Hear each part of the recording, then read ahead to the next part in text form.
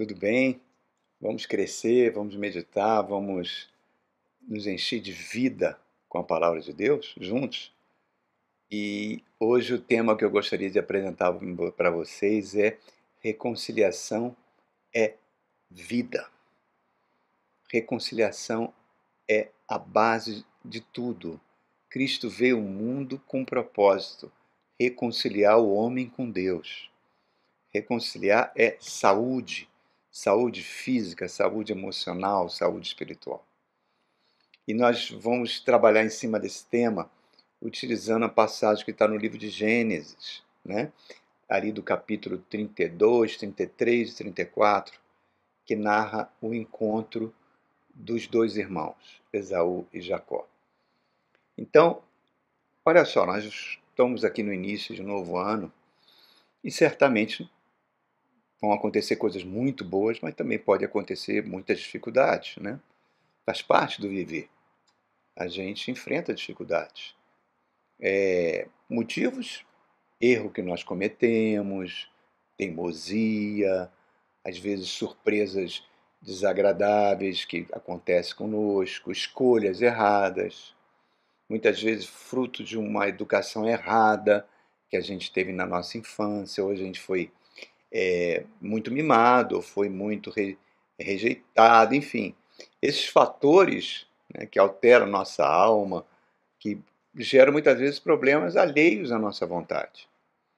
E muitas vezes, grande parte desses problemas é causada por nós mesmos, pelo nosso ego, né, pela nossa vaidade, enfim.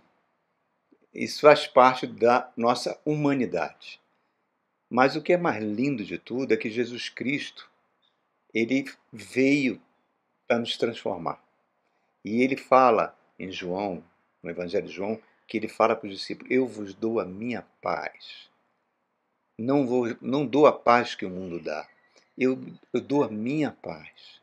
Colossenses 2 diz que a paz de Cristo excede todo entendimento. A paz de Cristo é um poder que atua dentro de nós e nos dá garantia, força para superar qualquer problema. Qualquer situação que a gente esteja passando na vida, ela pode ser modificada porque Deus está sempre com braços abertos para nos receber. Olha lá em Lucas capítulo 23, na hora de crucificação do nosso Senhor Jesus, aquele ladrão que estava ao lado dele, aquele criminoso que estava ao lado dele, se você pegasse o currículo daquele homem, talvez fosse um currículo terrível, né? Não sabemos os crimes que ele cometeu, mas ele estava recebendo a punição máxima, a pena de morte por cruz, que era reservada para os piores criminosos.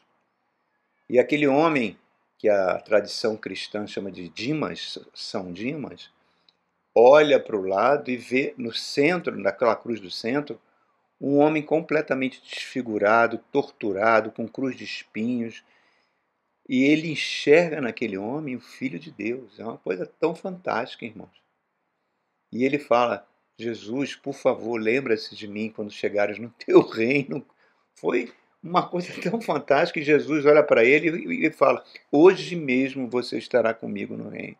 Quer dizer, todo aquele passado dele foi terminado definitivamente com uma única palavra: Jesus, lembre-se de mim quando estiverem no teu reino.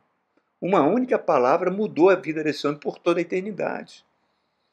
Então, isso mostra que nunca vai chegar ao fim da linha para qualquer um de nós. Sempre há uma porta aberta para a gente reconciliar com Deus.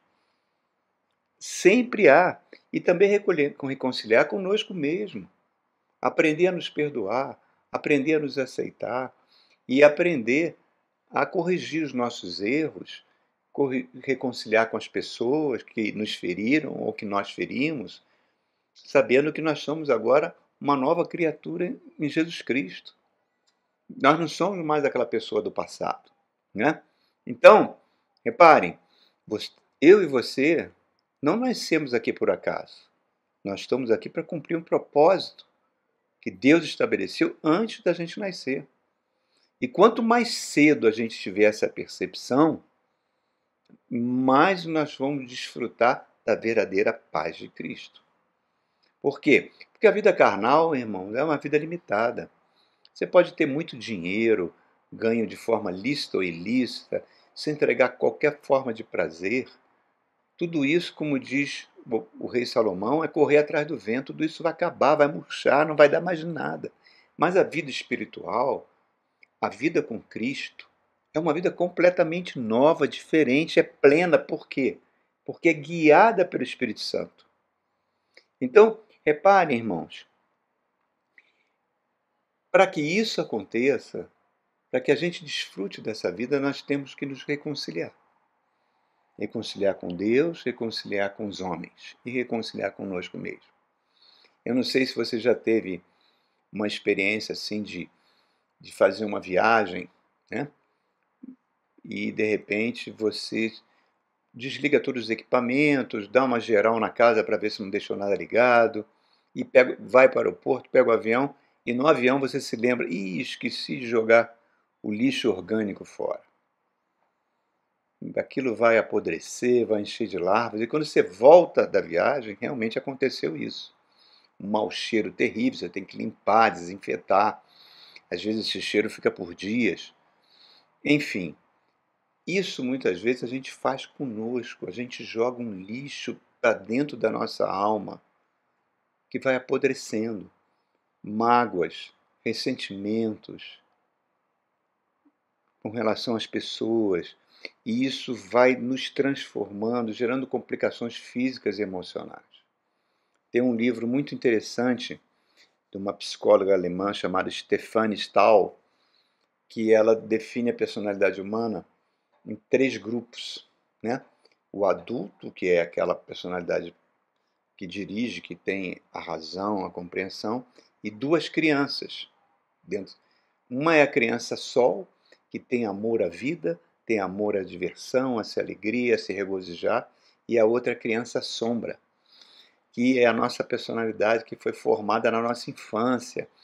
E por ser uma criança sombra, ela passou por várias experiências dolorosas que faz a pessoa depois, como adulto, querer se defender, querer evitar passar por aquelas experiências de novo, e muitas vezes a pessoa se torna agressiva, muitas vezes a pessoa se torna extremamente perfeccionista, a um nível de estresse muito alto, uma coisa doentia, se torna acusador, né?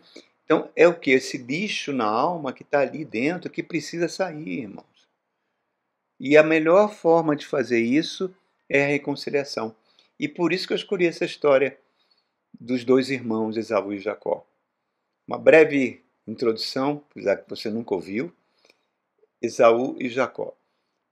O patriarca Isaac, filho de Abraão, filho único de Abraão, casou com uma mulher chamada Rebeca, ou Ravika em hebraico, e ela era estéril. E assim como a sua mãe foi estéril até o nascimento dele, de Isaac. Então ele ora ao Senhor, o Senhor ouve a oração de Isaac e abençoa a gestação de Rebeca. Ela engravida e, à medida que a gravidez avança, ela vai sentindo como se tivesse 2 crianças brigando no ventre. Ela consulta a Deus e Deus fala para ela: olha, são 2 gêmeos, né? São gêmeos. O mais velho vai sair primeiro.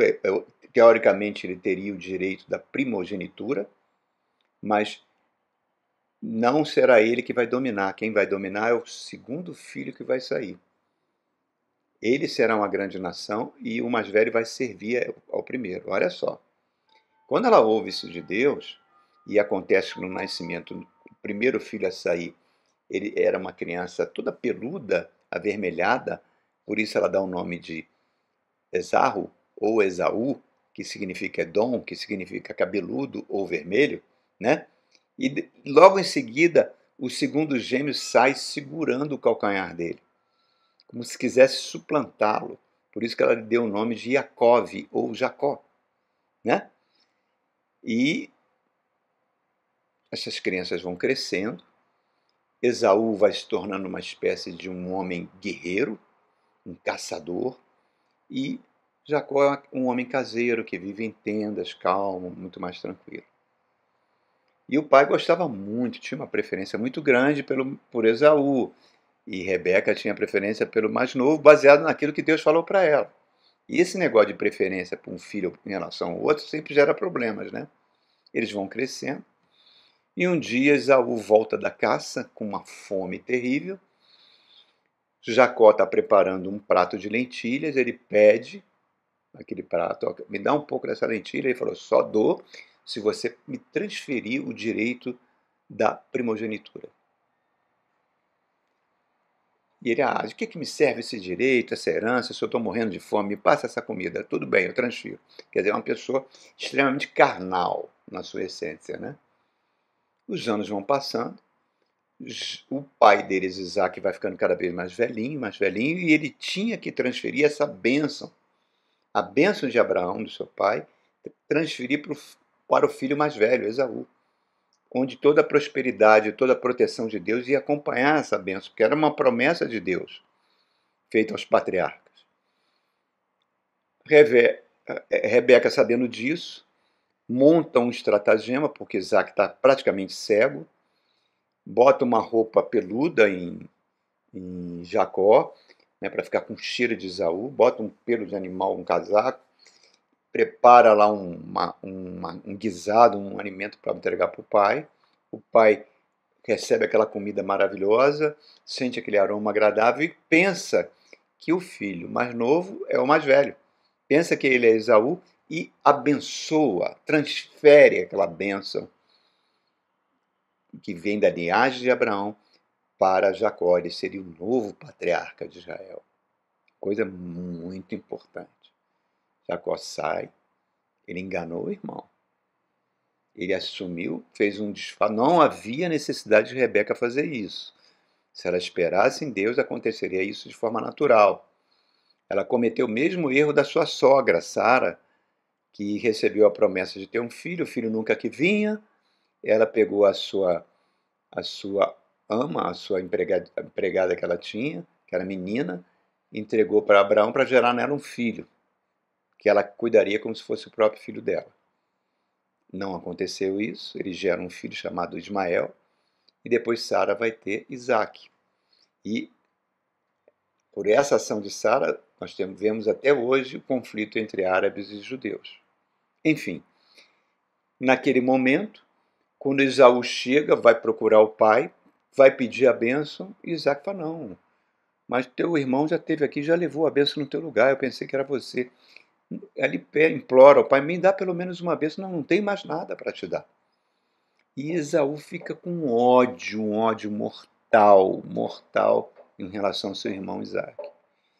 E começa a falar para algumas pessoas que vai matá-lo assim que o pai morresse. Rebeca ouve isso, chama Esaú e chama Jacó num canto, foge daqui. Você não tem a menor condição de entrar num confronto com teu irmão. Ele vai te matar. Vai lá para a minha terra, de onde eu vim, lá na terra de Ur, lá no Iraque. Procura o meu tio, o meu irmão Labão, que vai ser seu tio, e pede para ele abrigar você. Você vai lá trabalhar para ele, coisa do nível, mas foge. E é isso que acontece. Jacó foge e vai ficar 20 anos fora. A mãe vai morrer, o pai vai morrer, até que ele regresse de novo para a sua terra natal, para a terra de Canaã. Preste atenção, irmão, olha que situação foi criada. Um ódio entre os irmãos, por uma ação errada da sua própria mãe, né? Gerou um conflito extremamente grande. O tempo vai passando, né? Jacó vai ficar debaixo do seu tio, Lavã, que é chamado de Labão na Bíblia, em português. Ele monta um estratagema para poder... Jacó se apaixona por Raquel, a filha mais nova, ele faz uma manobra lá para poder ele casar com a mais velha, Lia. E para isso ele teve que trabalhar 7 anos de graça. Depois ele é obrigado a trabalhar mais 7 anos de graça, escravo para o tio, para poder casar com a segunda. E aí depois naquela época a poligamia era uma coisa aceitável. Ele casa então com essas 2 filhas de Lavã, num espaço de 14 anos, e também tem filhos com as 2 amas, né, com as 2 empregadas das duas irmãs. Então são 4 mulheres, na qual ele gera 12 filhos, que vão ser os patriarcas das tribos de Israel. Então, nesses 14 anos, ele passa mais 6 anos, acabou o período de escravidão, casou com as filhas, trabalhando ali, e nesses 6 anos Deus dá muitas estratégias para Jacó, e ele enriquece e fica mais rico que o tio, em termos de gado, propriedades, escravos, tudo isso, e começa a haver uma inveja grande do tio em relação a ele, conflito iminente, e ele chega à conclusão que não pode mais ficar naquele lugar e tem que voltar para sua terra. Vamos voltar para a terra, tem que voltar. E ele parte de volta, mas só que tinha um problema. O problema era Esaú. Jacó começou a sentir medo desse reencontro com seu irmão. Ele cometeu um erro terrível. Ele pisou na bola com o irmão, ele enganou o irmão, e isso gerou um fardo na sua alma que durou 20 anos, irmãos. Olha só. Então chegou o momento do ajuste de contas. Ele vai ter que encontrar com Esaú. Não tem como fugir disso, né? E nessa ida que ele vai voltando com o seu clã, que virou um clã, né? Seus filhos, suas esposas, a mãe dos seus filhos e todos os seus empregados, gado, ele ficou um homem muito rico. Ele manda mensageiros na frente para encontrar com Esaú, levando um presente. E quando esses mensageiros vão se aproximando, vem Esaú ao encontro deles, com 400 guerreiros. Tenta imaginar, irmão. Ninguém vai encontrar alguém levando 400 guerreiros a tiracolo numa boa. Não vai. Vai ter guerra, vai ter conflito, vai ter luta. E aí, quando ele recebe essa notícia, ele fica aterrorizado. Ele não tinha a menor condição de lutar com o próprio irmão, muito menos contra 400 guerreiros. Ele era um homem de tendas. Ele era um homem pacífico. O outro era um matador, um homem acostumado à guerra. E chefe de um poderoso clã que vai ser depois o chefe da nação de Edom. Então ele está vindo em direção a Jacó. Jacó, rapidamente, pensando o que eu faço, ele monta 3 estratégias. Primeira estratégia, ele pega o melhor do seu gado, camelos, escravos, e manda entregar esse presente para Esaú. Era uma coisa, se fosse os dias de hoje, valeria muito dinheiro, né? Quem sabe com esse presente, com esse gesto, vai apaziguar o ódio, a raiva de Esaú e ele livra todo mundo. Bom, essa foi a primeira estratégia dele. A segunda, caso a primeira falhasse, a segunda, o que ele faz? Ele pega o seu clã e divide em 2. Metade dos filhos vão para cá, metade dos outros filhos vão para cá, 2 mulheres dele vão para cá, 2 mulheres vão para outra direção, cada uma levando toda a riqueza que ele tinha em termos de gado, em termos de gente, tudo aquilo, cada uma na direção. Porque se Esaú visse esse grupo e partisse para cima de um e matasse todo mundo, fizesse um verdadeiro massacre, o outro grupo ia conseguir escapar. Então essa foi a estratégia dele, né? Pelo menos não vou perder todo mundo. Repara só, tenta imaginar a cabeça dele, 20 anos fora, né? Gerou uma relação adversa primeiro com o sogro, que ele teve que ir embora, quase que fugindo, porque o sogro era ardiloso, ficou com inveja dele, porque usou a desculpa que ele estava levando as filhas embora, mas agora não, agora está diante de um perigo mais real. O medo de Esaú trouxe a ele lembranças que ele era um homem de paz, não era um guerreiro. E assombrava a lembrança da traição que ele fez contra o irmão. Traição desnecessária, né? Muitas vezes acontece isso com as pessoas. Às vezes o casamento está muito bem, a pessoa se envolve, tanto o marido quanto a esposa, pode acontecer com qualquer um dos dois, se envolve com alguém e destrói o casamento, vem o adultério, vem o divórcio, vem a separação de bens, os filhos ficam destruídos.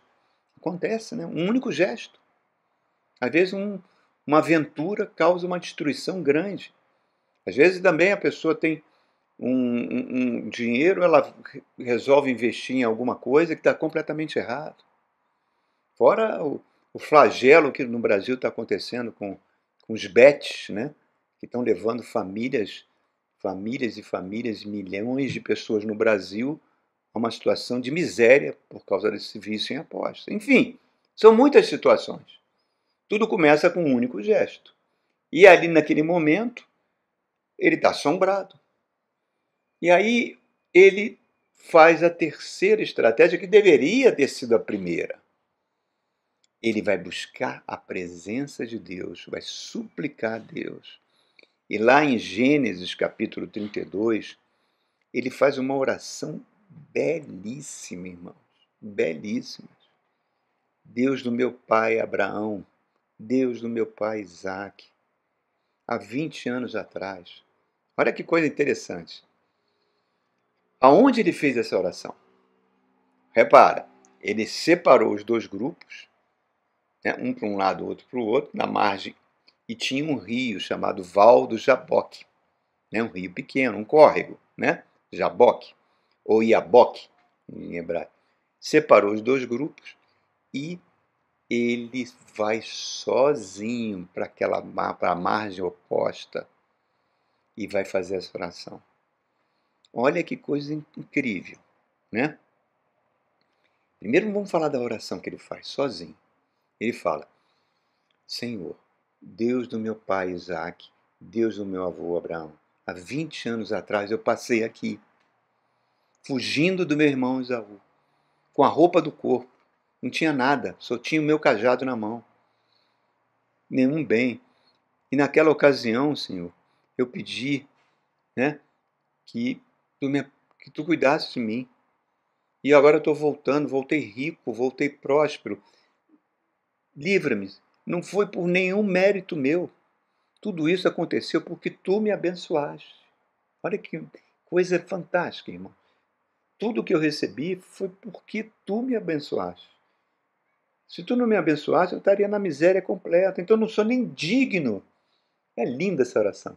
De pedir o que eu estou lhe pedindo. Tá? E eu peço que o Senhor me livra do ódio do meu irmão. Não deixe ele me destruir, não ele vai matar a mim e meus familiares.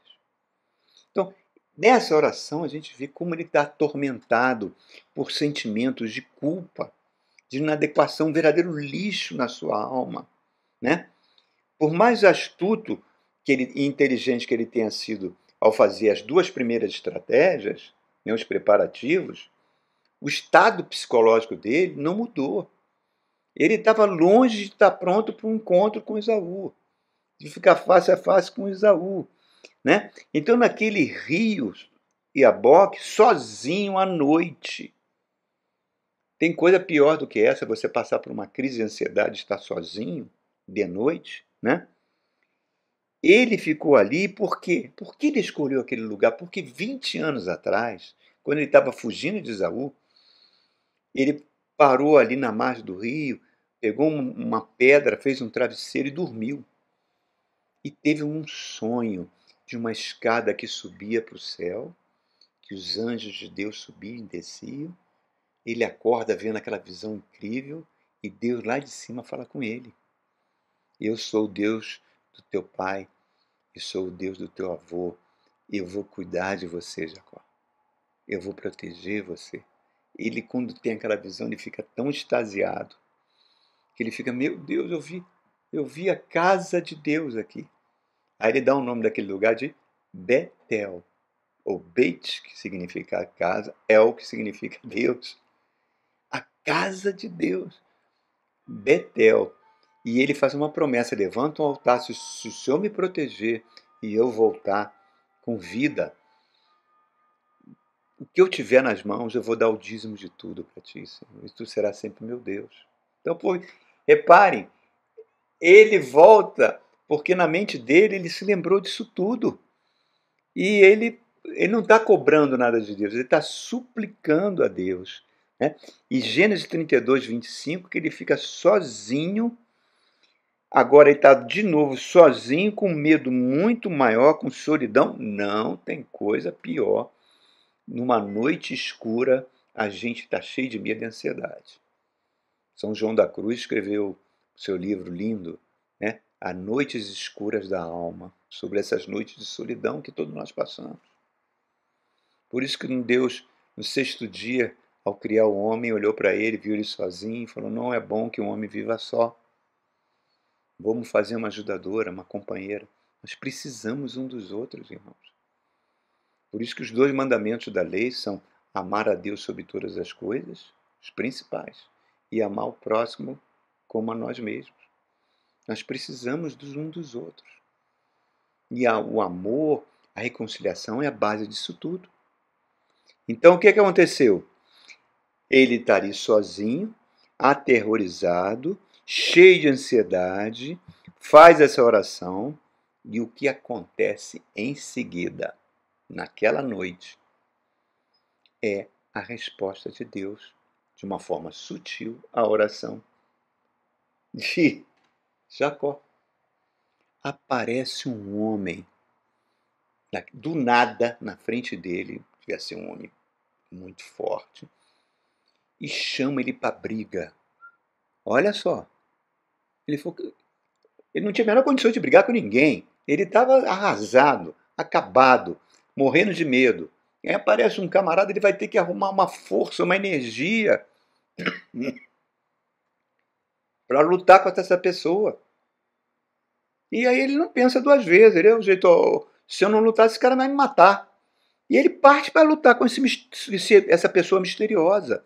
E é uma luta que dura a noite toda. E o homem estava vendo que Jacó não ia conseguir vencer Jacó, olha só. E aí o que ele faz? Ele dá um toque na coxa de Jacó e deixa ele manco pro resto da sua vida.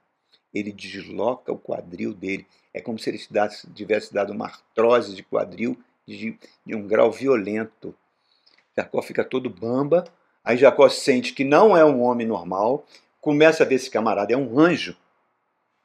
E ele agarra nas pernas desse homem, né? E o homem, vai embora, eu quero ir embora, já está amanhecendo. Não, não, tu não vai embora não. Ele faz aquilo que ele faz de melhor, ele pede uma bênção. Não vou sair daqui, tu não vou te liberar se você não me abençoar. Ele falou, eu estou lutando com um ser sobrenatural que Deus enviou. Você não vai sair daqui não. E agarra com força as pernas do anjo, e o anjo olha para ele. Olha, o anjo podia pulverizar ele, pulverizar Esaú, 400 homens, com um sopro. Um anjo só foi suficiente para destruir 150 mil guerreiros do general assírio Senaqueribe, no cerco de Jerusalém. Um anjo. O anjo olha para ele, qual o teu nome? E ele deve ter falado com muita vergonha. Meu nome é Jacó, o usurpador, o suplantador, o malandro, aquele que achava que é esperto. Ele olha para ele, não, teu nome não vai ser mais esse. Teu nome será Israel. Alguns traduzem como príncipe de Deus, mas o anjo diz qual é a tradução, porque você lutou com Deus e suplantou, e não foi vencido. Olha que coisa incrível, irmão. Aí Jacó vê que ele está diante de um anjo, ele fala, qual o teu nome? Ele fala, para que você quer saber meu nome, rapaz? Meu nome é maravilhoso. Você agora é Israel. Tchum, e vai embora. Irmãos, é incrível isso. É incrível, incrível, incrível.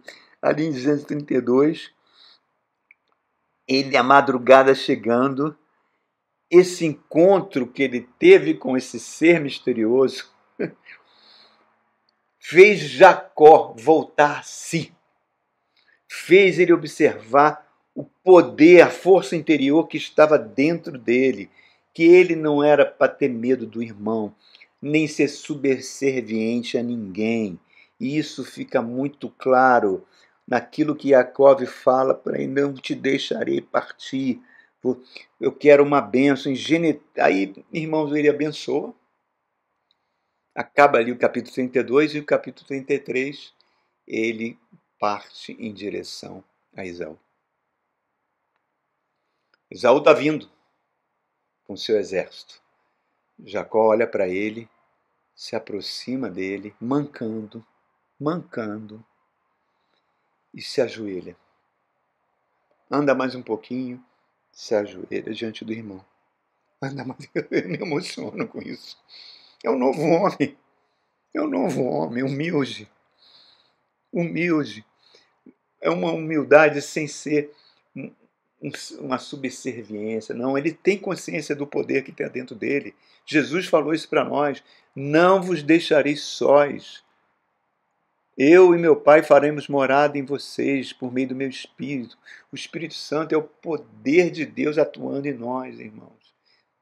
Por isso que nós podemos todas as coisas naquele que nos fortalece. Repare, ele vai se aproximando e vai se ajoelhando. Vai se aproximando e vai se ajoelhando.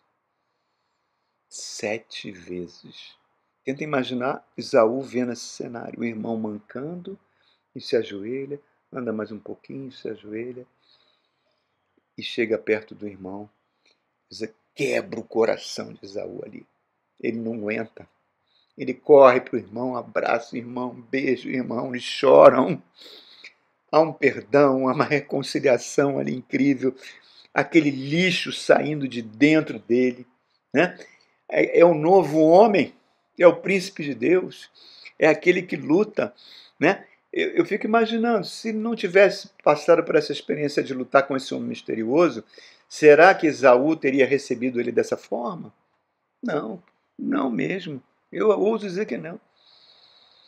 E isso deixou Jacó tão assim encantado que ele depois que o homem foi embora, ele fala: gente, eu vi a face de Deus naquele homem. Por isso que ele dá um nome para aquele lugar. Um era Betel, agora o outro lugar do lado ele chama de Peniel. Eu vi a face de Deus. Peni é face, El é Deus. Eu vi a face de Deus e não fui consumido.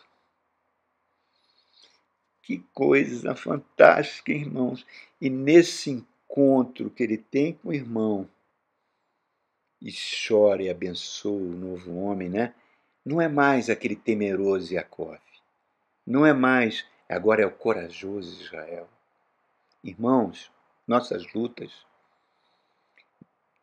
contra os nossos adversários, sejam eles quem for, tá?